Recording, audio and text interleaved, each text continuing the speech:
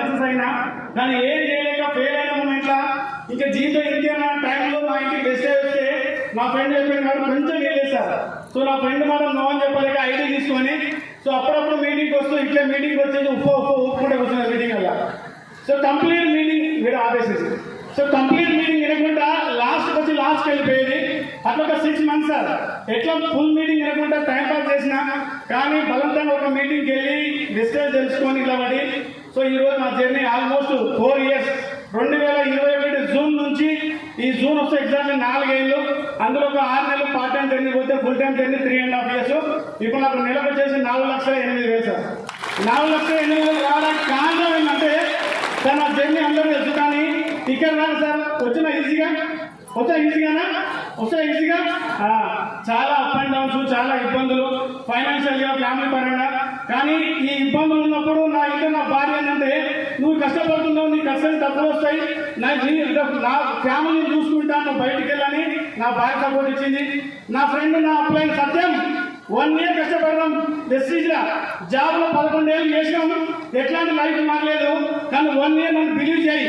So ఎన్ని ఇబ్బందులు రాని అన్నప్పుడు నా 11 ఏళ్ళ జాబు 60,000 శాలరీని సాక్రిఫైస్ చేసిన. ఏం చేసినా సాక్రిఫైస్, ఇన్కమ్ లేనప్పుడే జాబ్ ఇచ్చి పెట్టిన. ఎందుకంటే నా ఫ్రెండ్ వచ్చిందో సక్సెస్ అయింది కాబట్టి నాకు వస్తే ఒక బిలీవ్ తోటి. ఇన్కమ్ లేనప్పుడు వెస్టేజ్కి వచ్చింది సార్. చాలా మంది చెప్పారు సత్యం తప్పలనుకుంటావురా సార్. మా నాన్నకి 5 కొడుకులు, నేను లాస్ట్ అబ్బాయిని. మా ఇంట్లో అంతా గవర్నమెంట్ ఎంప్లాయీస్.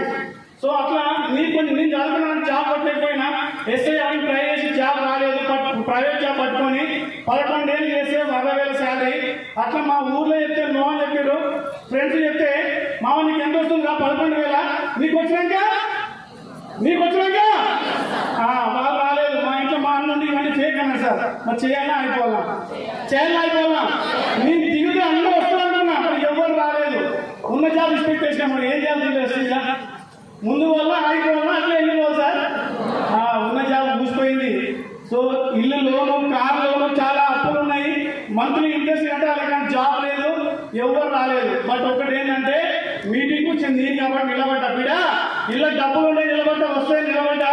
అట్లా స్టార్టింగ్ చేయండి సార్. బస్సులు బండి మీద చాలా దూరం లేదు సార్. ఇప్పుడు కారు కానీ జాబ్ స్టార్టింగ్ లో ఇన్కమ్ లేనప్పుడే మార్నింగ్ నుంచి ఈవినింగ్ వరకు చాలా జర్నీ చేసేది. నేను అన్న ఇద్దరం కలిసి కొన్నిసార్లు తినుకుంటూ వచ్చాను. చాలా ఉన్నాయి. తీసుకెళ్ళి అన్నం కూడా ఖరాబ్ అని తెలుసు సార్. వనపర్తి అవతల ఒక ఊరు ఉంటుంది, వనపర్తి అవతల లాస్ట్ ఊరు.